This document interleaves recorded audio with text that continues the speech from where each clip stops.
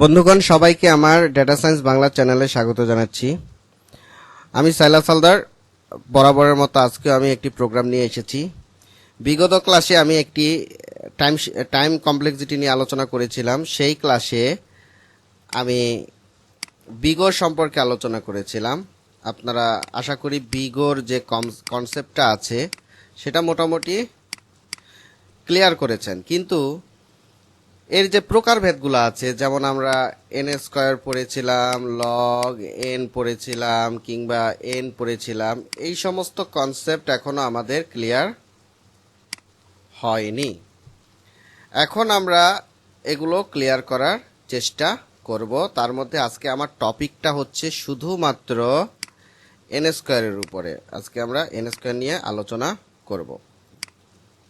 তাহলে এখানে দেখা যাচ্ছে একটি প্রোগ্রাম, তিনটা প্রোগ্রাম নিয়েছি। আজকে তিনটা প্রোগ্রাম নিয়ে আলোচনা করি। জাস্ট আমি বোঝার চেষ্টা করব যে কোন প্রোগ্রামের কমপ্লেক্সিটিটা এন স্কয়ার হয়। আমি যদি এই ধরনের প্রোগ্রাম দেখি অবশ্যই সেটাকে আমি এন স্কয়ার বলবো। তাহলে প্রথম প্রোগ্রামটা আমি কপি করলাম, কপি করে আমি এখানে নিয়ে এসেছি। আমার প্রোগ্রাম দেখি রান হয়ে আছে।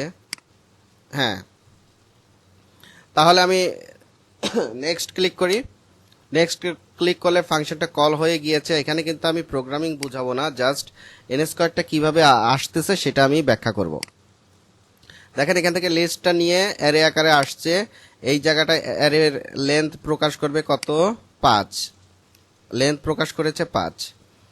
আবার যাবে, যাওয়ার পর এখানে আয়ের ভ্যালু কিন্তু 0 আছে। 0 করে সে জের ভ্যালু নেবে j+1, অর্থাৎ যখন 0 থাকবে তখন আয়ের ভ্যালু 0 থাকবে, তখন সে নেবে 1, জে থাকবে 1। ঠিক আছে। আবার আয়ের ভ্যালু যখন 1 থাকবে তখন জের ভ্যালু কিন্তু 2 হয়ে যাবে। তো যাই হোক, এখানে আয়ের ইন্ডেক্স পজিশনটা চিহ্নিত করেছে। আয়ের ইন্ডেক্স পজিশনে যেহেতু 1 আছে, ঠিক আছে, তাহলে তার ভ্যালু হয়ে যাবে, জের ভ্যালু হয়ে যাবে কত? 1 + 1 মানে 2। বুঝতে পেরেছেন আশা করি। আমি নেক্সট দেই। এটা ধাপে ধাপে দিয়ে দেয়, আপনারা এই বিষয়টা বুঝতে পেরেছেন। এখানে ইন্ডেক্স পজিশন নির্দেশ করতেছে। সর্বশেষ যে আয়ের ভ্যালু যখন 1 থাকে, 5 পর্যন্ত হয়ে গেল, এক এক করে বৃদ্ধি হয়ে আমি এটাকে যখন দিব তখন আবার আই পজিশন কত? 1 নিয়েছে। 1 পজিশনটা নিয়েছে 0 1। তাহলে 0 এবং 1-এ আয়ের ভ্যালু কত হয়ে যাবে? 2। তাহলে আমরা যদি এখন প্রিন্ট দেই, আয়ের ভ্যালু কত প্রকাশ করলো? 2। 2 এর সাথে 1 যোগ করলে 3। এরকম করে ধাপে ধাপে 5 পর্যন্ত যাবে।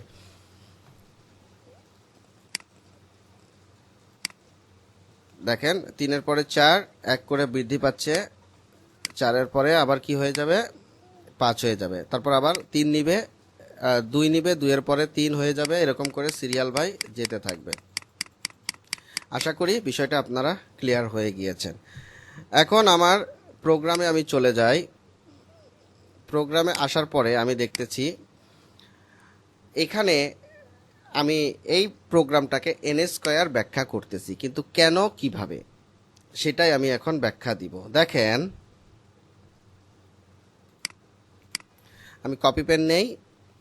এই জায়গাটায় আমার প্রথম আইটারেশন, ঠিক আছে, আমার প্রথম আইটারেশন এখানে এইটা, প্রথম আইটারেশন কিন্তু এইটা।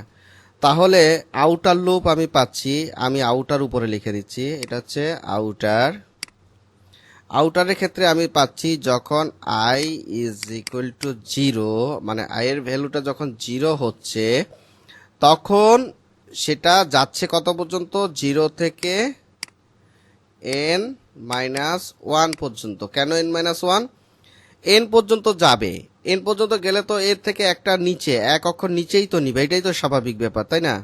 উপরে তো আর যাবে না। n-1 পর্যন্তই সেটা যাবে, এটা তো আমরা জানি। আর এখানে আইটারেশন কত? n। এই জায়গাটা আইটারেশন কত?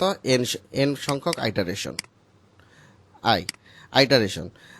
এইটা গেল আউটার লুপের ক্ষেত্রে। এখন ইনার লুপের ক্ষেত্রে কন্ডিশনটা কিরকম আছে? ইনার লুপের ক্ষেত্রে যদি আউটার লুপের আই, একটু ফাঁকা করে লিখি, i = 0 হয়, এটা কিন্তু আউটার লুপ। হ্যাঁ, আউটার লুপ। আউটার লুপের মান যদি, আয়ের মান যদি 0 হয়, তাহলে ইনার লুপটা কি দাঁড়ায়? ইনার লুপ যা দাঁড়ায় হচ্ছে n-1। ইনার লুপটা n-1 হয়ে যায়, অর্থাৎ এখানে আমার ভ্যালু আসতেছে 1 থেকে 1 টু n-1। আমি আগেই বলেছি যে এখানে যখন 0 থাকবে, 0-র সাথে 1 যোগ করলে কত হবে? 1 হবে ভ্যালুটা, এখানে কিন্তু ইন্ডেক্স না। এই জায়গাটায় আপনার ধরছে কিন্তু i এর 0 ইন্ডেক্স পজিশনে আমরা দেখেছি 1 আছে, হ্যাঁ, ইন্ডেক্স পজিশনে 1 আছে। এই 1 এর সাথে এখানে ভ্যালুটা অ্যাড হয়ে কি হয়ে গেছে, মানে এক এক করে বৃদ্ধি পাবে। আর 1 এর ক্ষেত্রে হবে n-1, 1 এর ক্ষেত্রে কি হবে, 1 থেকে n-1 পর্যন্ত সে যাবে। যখন আউটার লুপ 0 থাকবে তখন কন্ডিশনটা থাকবে n-1, ঠিক আছে। ইনার লুপের কন্ডিশন কি থাকবে, n-1, এবং সেটা যাবে কত, 1 থেকে n-1 পর্যন্ত। আবার আউটার লুপ যখন 1 পজিশনে যাবে তখন ইনার লুপের অবস্থান কি হবে, n-2, অর্থাৎ সেটা কত থেকে যাবে, 2 থেকে n-1। আমি এটা বুঝাচ্ছি, দাঁড়ান। আউটার লুপ যদি 2 থাকে তাহলে এখানে ইনার লুপের অবস্থান কি হবে, n-3 যাবে 3 থেকে n-1। তাহলে এটা কিভাবে সিরিজটা যাচ্ছে আমরা একটু ইয়েতে যাইয়া দেখি, স্যারের কাছে যাই, স্যার আর একটু ভালো ব্যাখ্যা দিতে পারবেন। দেখেন একদম শুরুতে আসছি, এই জায়গাটায় এখান থেকে শুরু, আউটার লুপ 0, n এর পজিশন গিয়ে তখন n-1, আর যে হয়ে গেল n, কারণ 0-র সাথে কি যুক্ত হবে, 1।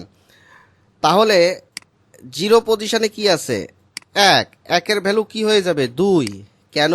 কারণ বলা হয়েছে 1 করে বৃদ্ধি পাবে। দেখেন এখানে বলা হয়েছে কিন্তু 1 করে বৃদ্ধি পাবে। তারপরে আমরা প্রথম ধাপটা গেল, তাহলে আমি n-1 ক্লিয়ার। এরপরে দেখেন n-2টা আমি কিভাবে ক্লিয়ার হব একটু দেখেন। আমি 2-এ চলে যাই, যখন i এর ভ্যালু 1 হয়ে গেছে, i এর ভ্যালু যখন 1 হয়ে গেছে, দেখেন i এর ভ্যালুটা এখন 1 হয়ে গেছে। তাহলে 1 হয়ে গেলে 0, 1 কত আছে, 2, ঠিক আছে। 2 + 1 কত হয়, 3। দেখেন আসে কিনা, এখানে খেয়াল করবেন, 2 + 3 আসে কিনা, 2 এবং 3 আসে, 1 আর 3, 2 আর 3 চলে এসেছে, ঠিক আছে। যে এর ভ্যালু কত আসছে, 2। 2 কেন আসছে, কারণটা হচ্ছে গিয়ে 0, 1, এই i এর ইন্ডেক্স পজিশন 1-এ 2 রয়েছে, সেজন্য 2 এসেছে। 1 যোগ করলে 3 হয়ে যাবে। তারপর আবার এটা হচ্ছে n-2 গেল। এখন যদি n-3-তে যাই, যে দেখেন 2 চলে আসছে, i এর ভ্যালু 2, i এর ভ্যালু যখন 2, ইন্ডেক্স পজিশন 2-এ কত আছে, 0, 1, 2, 3 আছে। তাহলে আমার প্রিন্ট কি হবে, 3, 4, দেখি হয় কিনা, 3, 4 হয়েছে, হয়েছে। এরকম করে আমার সিরিজ অনুযায়ী যাবে। তাহলে আমি পেয়ে গেলাম কি, n-1। আমি কি পেলাম, আমি ওইটা মুছে দিয়ে ভুল করেছি। তাহলে 0 to 1 আউটার লুপ, আউটার 0 যদি হয়, ইনার হবে কত, আউটার 0 হলে ইনার কত, 1 প্লাস করে 1, 1 টু কত, n-1। এই তো, এই ক্ষেত্রে আমার ভ্যালু কত থাকতেছে, n-1, এক মাইনাস করা হয়েছে। আবার যদি আবার আউটারের যদি 1 হয়, ইনার কত হয়, 2। আউটার 1 হলে ইনার 2 থেকে n-1। তাহলে এখানে ইন্ডেক্স পজিশন 2-এ চলে গেছে, কত মাইনাস হয়েছে, 2 হয়ে গেছে, মাইনাস n-2। আবার আউটার যদি 3 হয়, ইনার কত হয়, 3 থেকে n-1। তাহলে এখানে আমার ভ্যালু কত হয়ে গেছে, n-3। তাহলে এই জিনিসটা কি পজিশনে আছে, সিরিজ পজিশনে আছে। এখন এটাকে যখন আমরা সামেশন করব তখন আমরা ভ্যালু পাই সমান সমান,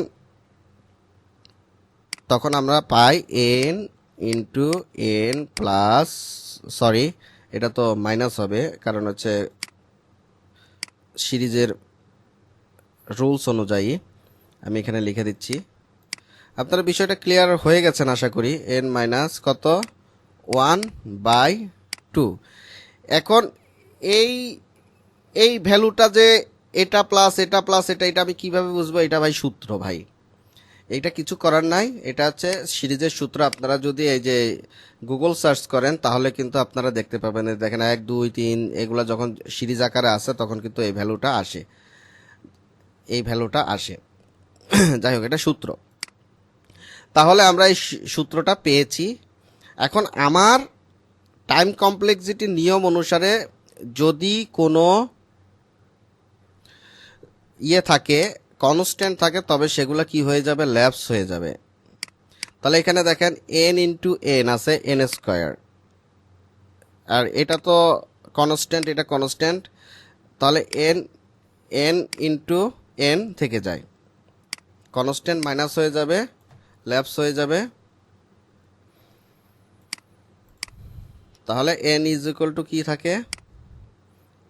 এন ইন্টু এন, এই দুইটা ল্যাপস হয়ে গেছে, সমান সমান এন স্কোয়ার। তাহলে এই প্রোগ্রামটা আমার কি পজিশনে আছে? এন স্কোয়ার পজিশনে আছে। আশা করি বিষয়টা বুঝতে পেরেছেন। এরপরেও যদি না বুঝেন অবশ্যই আমাকে কমেন্টে লিখবেন। আপনি বিষয়টা একদম ইজি, কারণ হচ্ছে কি 0 থেকে শুরু হয়েছে, তাহলে জে এর ভ্যালু কত হবে? 1। 1 থেকে n মাইনাস 1, এটা তো আমরা তো জানি। এটা হচ্ছে প্রথমে যখন 0 থাকবে আউটার ভ্যালুর ক্ষেত্রে, আউটার ভ্যালু শুরু হচ্ছে কত? 0 টু n মাইনাস 1, ঠিক আছে? n মাইনাস 1 পর্যন্ত যাবে। কিন্তু যে কত? 1 থেকে n মাইনাস 1, তাই না? তাহলে এখানে ইয়া হচ্ছে কি n মাইনাস 1 পর্যন্ত, ঠিক আছে? তাহলে এখানে 2 ব্যবধান হচ্ছে, তাহলে 2, 3 ব্যবধান হচ্ছে 3, এইভাবেই তো সিরিজটা যাচ্ছে। তখন এই ক্যালকুলেশনটা করলে আমার এন স্কোয়ার চলে আসতেছে। আশা করি বিষয়টা ক্লিয়ার।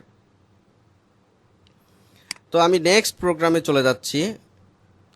নেক্সট প্রোগ্রাম দেখেন, এটা খুবই ইজি একটা প্রোগ্রাম, জাস্ট স্কোয়ার করা হয়েছে। আমি যদি এটাকে আমি নিয়ে যাই আমার স্যারের কাছে, তাহলে আমি দেখতে পাবো, আমি এডিট করে নিলাম।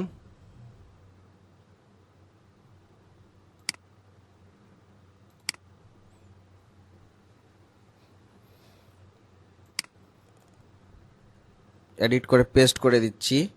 এখন আমি ভিজুয়ালাইজ করার চেষ্টা করি একটু। আমরা ভিজুয়ালাইজ করতে গেলে তখন আমি নেক্সট দিলাম, নেক্সট দেওয়ার পরে গ্লোবাল ফ্লেমে সে কল করলো ফাংশনটাকে, ফাংশন করে ইনপুট আকারে সে কি পালো? 3 3 সে নিয়ে গেল, নিয়ে গিয়ে সে ফর লুপে আসলো, ফর লুপে আসার পরে দ্বিতীয় লুপে আসলো, দ্বিতীয় লুপে আসা সে গুণ করে দিল, এভাবে করে গুণ করে দিল। এটা বেশি একটা কঠিন কিছু নাই। তবে এই জায়গায় কিন্তু ওই সিরিজের n মাইনাস ওয়ান জাতীয় কোনো ভ্যালু নেই, ঠিক আছে? এটা খুবই সিম্পল।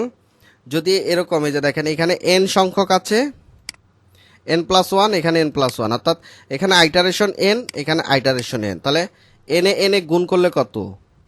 n গুণ n, তাহলে সমান সমান n স্কোয়ার। এই তো, তাহলে এটা কন্ডিশন কি? এটা ক্যালকুলেশন যদি আমরা টাইম কমপ্লেক্সিটি নির্ধারণ করি, এটার পজিশন কি? N square. কারণ হচ্ছে এখানেও এন টাইম, এখানেও এন টাইম, তাহলে এন এন গুণ করলে কত? N square. Okay, clear. এবার নেক্সট যে ক্যালকুলেশনে আমরা যাব প্রোগ্রামিং, সেটাকেও আমরা দেখি একটু। এটা পেয়ার নির্ধারণ করছে কিনা, এটা sum of the pair, sum of the pair নির্ধারণ করা হয়েছে, দেখি প্রোগ্রামটা। এটাও আশা করি এন স্কোয়ারই হবে।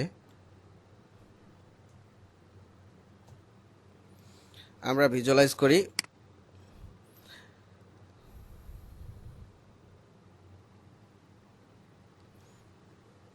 আচ্ছা, এখানে দেখেন, এখানে ফর লুপ থেকে আপনারা একটু খেয়াল করবেন। আমি রান করি, যেহেতু রান হয়েছে। সাম অফ পেয়ার এটা ফাংশন কল করেছে, কল করে সে লিস্টটাকে নিয়ে উপরে চলে গেছে, অ্যারে আকারে প্রকাশ করছে, অ্যারের ভ্যালু এখানে প্রকাশ করছে। জাস্ট এখান থেকে প্রোগ্রাম শুরু। যখন আই এর ভ্যালু কত? 0, তখন জে এর ভ্যালু 0।